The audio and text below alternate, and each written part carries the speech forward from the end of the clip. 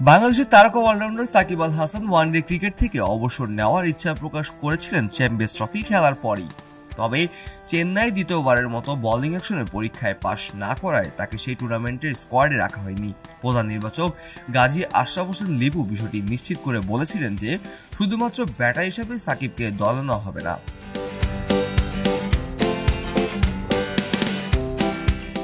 যদিও champions trophy স্কোয়াডে সাকিব না থাকলেও দ্রুত কিছু করার তাড়া ছিল না তার। সময় নিয়ে বোলিং অ্যাকশনে উন্নতি করতে তিনি ইংল্যান্ডে শুরু করেন অনুশীলন। 2024 সালের সেপ্টেম্বর মাসে ইংল্যান্ডের কাউন্টি ক্রিকেটের সারের হয়ে খেলছিলেন সাকিব আল হাসান এবং সেখানে প্রধান কোচ গ্যারেথ ব্যাটের সঙ্গে বোলিং নিয়ে কাজ শুরু করেন তিনি।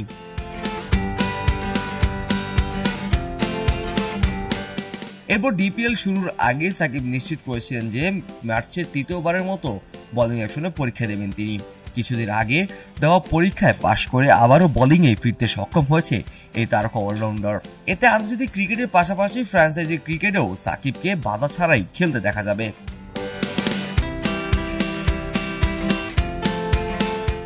গত বছর সেপ্টেম্বরে পাকিস্তানের পরপরই সাকিব ইংল্যান্ডে গিয়েছিলেন এবং সারের হয়ে খেলেছিলেন।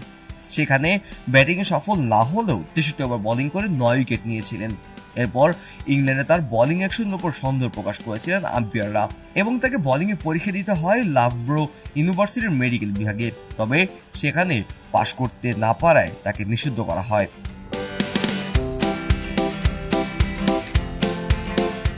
চেন্নাই পরবর্তীতে পরীক্ষা দিতে সাকিব পাশ না করে তাকে আবারও নিষিদ্ধতায় পড়েন। তবে কয়েকদিন আগে তিনি ইংল্যান্ডে তৃতীয়বার পরীক্ষা দিয়ে উতরে গিয়েছেন, যা তাকে বোলিংয়ে ফিরতে সাহায্য করবে।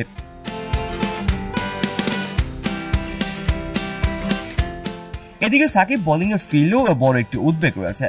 আইসিসির নিয়ম অনুযায়ী যদি সাকিব তার বোলিং অ্যাকশনে আবারও প্রশ্নবিদ্ধ হয় তাহলে পরবর্তী 1 বছরের জন্য তাকে নিষিদ্ধ করা হবে। তাই বোলিংয়ে ফিরে যাওয়ার পর সাকিবকে অতিরিক্ত সতর্কতা অবলম্বন করতে হবে। কাজী মোহাম্মদ আরাফাত, কে স্পোর্টস, খবরের কাগজ। সবাই যখন জোয়ারে গা ভাসায়, কেউ কেউ ঘুরে দাঁড়ায়। সময় হারতে শেখালেও কেউ কেউ চ্যালেঞ্জ ছুড়ে দেয়। পক্ষপাতের ভিড়ে আজ থেকে কোনো পক্ষ নয়, খবর হবে নিরপেক্ষ। বানোয়ার তথ্যবাদ, খবর হবে নিখাদ। ভেঙে গুজবের শিখ, খবর হবে নির্ভীক। খবরের কাগজ, নিখাদ, নির্ভীক, নিরপেক্ষ।